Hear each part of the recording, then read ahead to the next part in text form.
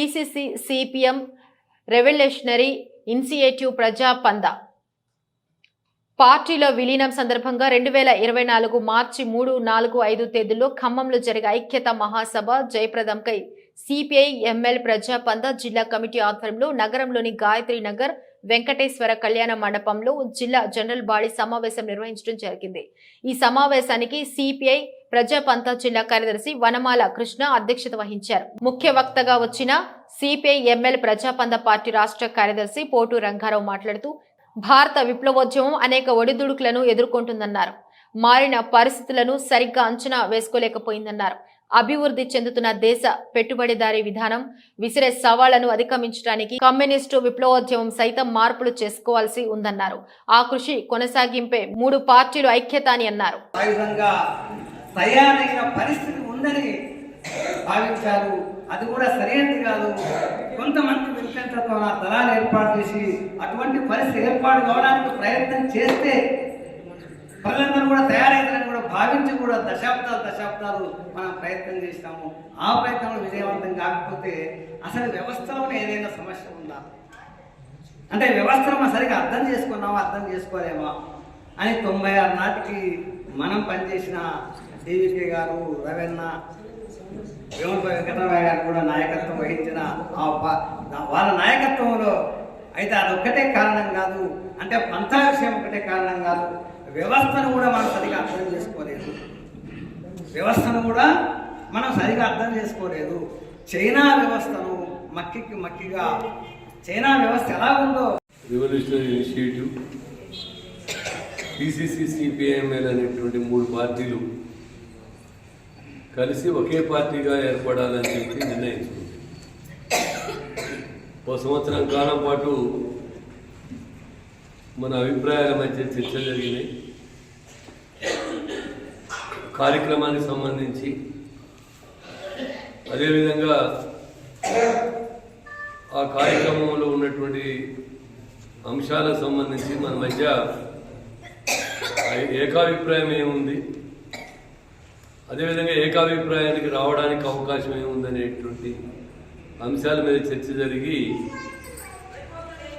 Majority విషయాలు వ్యవస్థ స్వభావాన్ని అంచనా వేసే కాడ కానీ భారతదేశ విప్లవాన్ని నిర్ణయించుకునేటువంటి విషయంలో కానీ భారతదేశంలో వ్యవసాయ రంగంలో వచ్చినటువంటి మార్పుల్ని గుర్తించడంలో కానీ అనేక విషయాల పట్ల ఏకాభిప్రాయం వచ్చినటువంటి ఫలితంగా మనం 3 పార్టీలు కలిసి ఒకే పార్టీగా ఏర్పడాలని చెప్పి భావించింది. ఈ పార్టీ ఒకే పార్టీగా ఏర్పడడానికి మనం ఒక యూనిటీ కాన్ఫరెన్స్ని ఐక్యతా మహాసభని జరుపుకోవాలని చెప్పి ఈ ఐక్యతా మహాసభని మార్చి 3, 4, 5 తేదీల్లో ఖమ్మంలో జరపాలని చెప్పి మనం నిర్ణయించుకున్నాం. భారతదేశంలో ఉన్న 3 విప్లవ పార్టీలు ఒకే పార్టీగా విలీనమై భారత విప్లవోద్యమాల్లో ఒక ముందడుగు వేయాలనేటువంటి నిర్ణయించుకున్న నేపథ్యంలో ఇలా నిజామాబాద్ టౌన్లో జిల్లా స్థాయి జనరల్ బాడీ సమావేశం జరుపుకుంటున్నాం.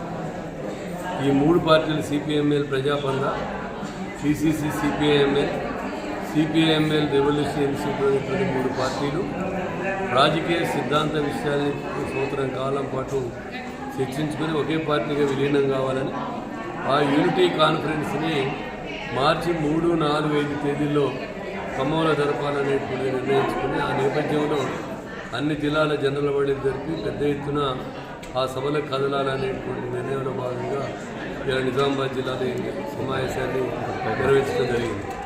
ముఖ్యంగా ఇదే సందర్భంలో దేశంలో మతోన్మాద ఫ్యాసిస్టు ప్రమాదం పెరుగుతున్నది. దీనికి వ్యతిరేకంగా లౌకిక ప్రజాస్వామిక శక్తులన్నీ ఒకటిగా దాన్ని ఎదుర్కోవాలని చెప్పి సిపిఎంఎల్ ప్రజాపంద భావిస్తుంది.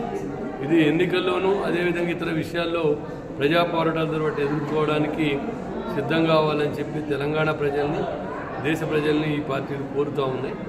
ముఖ్యంగా మన తెలంగాణ రాష్ట్ర అసెంబ్లీకి జరిగినటువంటి ఎన్నికల్లో కేసీఆర్ ప్రభుత్వం అనుసరించినటువంటి ప్రజా వ్యతిరేక విధానాలు, అప్రజాస్వామిక విధానాలు, అదేవిధంగా అనేక ఆశలు ఆకాంక్షలకు అనుగుణంగా వ్యవహరించలేకుండా ఉండడం, పద్ధతుల్లో కుటుంబ పరిపాలనా వ్యవహారాలని తన చుట్టూ రాష్ట్ర అధికారాన్ని మొత్తం తన కుటుంబం చుట్టూ తిప్పుకునేటువంటి క్రమంలోనే రాష్ట్ర ప్రజల్లో ఏర్పడినటువంటి వ్యతిరేక భావం నుంచే ఇలా కేసీఆర్కి వ్యతిరేకంగా వేసిన ఓటు కాంగ్రెస్కి అది పాజిటివ్ ఓటుగా మారిందని సిపిఎంఎల్ ప్రజాపంద భావిస్తుంది. ఆ విధంగా కేసీఆర్ ప్రభుత్వం అనుసరించినటువంటి అప్రజాస్వామిక విధానాలు, నిరంకుశమైనటువంటి విధానాలను అర్థం చేసుకొని ఇప్పటికైనా కాంగ్రెస్ పార్టీ గత పద్ధతులను వదిలేసి ప్రజాస్వామికంగా వ్యవహరించాలని చెప్పి కోరుతూ ఉన్నాం. అదేవిధంగా తను ఇచ్చినటువంటి 6 గ్యారెంటీలు ఏదైతే ఉన్నాయో ఆ 6 గ్యారెంటీలతో పాటు ప్రజాస్వామ్యం అనే గ్యారెంటీ కూడా తర్వాత 7వ గ్యారెంటీకి ఇచ్చింది. ఈ విధానాలు అమలు జరపాలని చెప్పి కోరుతూ ఉన్నాం. తక్షణమే అదేవిధంగా అందరికీ అర్హులైనటువంటి వాళ్ళందరికీ గృహవసతి కల్పించి 5 లక్షలు కాకుండా 10 లక్షల రూపాయలు ఒక ఇంటికి కేటాయించాలని చెప్పి నిర్మాణానికి మేము కోరుతూ ఉన్నాం. అర్హులైనటువంటి వాళ్ళందరికీ పెన్షన్లు, రేషన్ కార్డులు అందించాలి వెంటనే. అదేవిధంగానే 2500 రూపాయలు మహిళలకు ఏదైతే ఇస్తానని చెప్పారో అది కూడా వెంటనే వేయడానికి, అదేవిధంగా రైతు రుణమాఫీని 2 లక్షల రూపాయలు రద్దు చేయడానికి పూనుకోవాలని చెప్పి కోరుతూ ఉన్నాం. అందుకే తను ఇచ్చినటువంటి వాగ్దానాలు ఏదైతే ముఖ్యంగా నిరుద్యోగుల్లో పెద్ద ఎత్తున నిరసన వ్యక్తమైందో ఆ ఉద్యోగ ఖాళీలను కూడా నింపడానికి ప్రభుత్వం పూనుకోవాలా. కాబట్టి రేవంత్ రెడ్డి నాయకత్వాన ఏర్పడినటువంటి కాంగ్రెస్ ప్రభుత్వం ఈ ప్రజా సమస్యల పరిష్కారంలో చొరవ చూపాలని, అదేవిధంగా తక్షణమే వాటిని అమలు చేయడానికి పూనుకోవాలని చెప్పి మేము కోరుతా ఉన్నాం. కేసీఆర్ ప్రభుత్వం అనుసరించినటువంటి సాచివేత, అణిచివేత, నిర్లక్ష్య వైఖరిని ఎట్టి పరిస్థితుల్లో కూడా దగ్గరికి రానియకుండా చూడటం అనేటువంటి బాధ్యత వస్తే మన తిరిగి అదే పునరావృతమైన పరిస్థితి రేవంత్ రెడ్డి ప్రభుత్వానికి కూడా ఏర్పడుతుందని చెప్పి మేము హెచ్చరిస్తాము.